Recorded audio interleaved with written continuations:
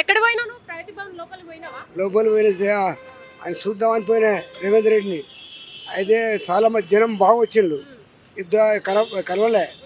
ఇక మా ఎంపీ మా వాళ్ళు వస్తారని వాళ్ళ గురించి చూసిన దొరకలే వాళ్ళు.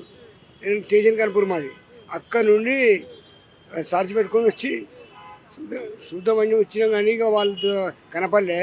ఒక దేవాలయంలో పోయినట్టు అనిపించింది మా మేడం. ఎవరు కనిపించారు? సారు దేవాలయంలో పోయినట్టు అనిపించింది. ఇంతవరకు లోపలికి పోలే. లోపలికి పోయి ఇప్పుడు పోయినా. ఇప్పుడు ఇవాళ పోయినా. అయితే ఆ సారు కలుద్దామని పోతే కలవలే. ఇక మళ్ళా మా ఇంటికే పోదామని మళ్ళీ ఎప్పుడైనా రావచ్చు కదా నువ్వు? రావచ్చు. ఎప్పటికి రావచ్చు అని అంటాను. ఎప్పుడు పడితే అప్పుడు ఎవరు పడితే వాళ్ళు రావచ్చు అంటాను. నాకు డాక్టర్ కూడా చెక్ చేసి గోళీలు రాసి నువ్వు ఎక్కడికి పోయినా నీకు ఈ గోళీలు ఇస్తారు, నువ్వు తీసుకోమని చెప్పని కూడా ఇచ్చాడు. ఏం సమస్య చెప్పుకోనికి వచ్చినావు నువ్వు లోపలికి? మాకు ఒక పింఛన్లు రాలే, పింఛన్లు వస్తలేదు. అప్పుడు నీకు ఎక్కువ ఏజ్ తక్కువ ఉంది అని చెప్పని అన్నారు. నాకు 60 ఉన్నది. ఇంతవరకు పింఛన్ రాలే. అందుకే మాట్లాడి పింఛను ఇల్లు లేదు. ఆ ఇల్లు గురించి అని క్లియర్ అవుతుందా సమస్య? చెప్పుకున్నావా?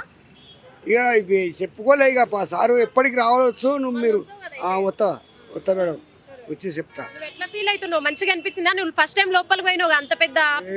ఇంతవరకు పోలే. టీఆర్ఎస్ వచ్చింది అప్పుడు కూడా పోనీయలే. కానీ ఇప్పుడు పోనీతాను. ఎప్పుడు రావచ్చు. ఎవరు అంత జనమైనా ఏం కాదు. ఎప్పుడు పడితే అప్పుడే రావచ్చు అంటాను మేడం. సరే సరే.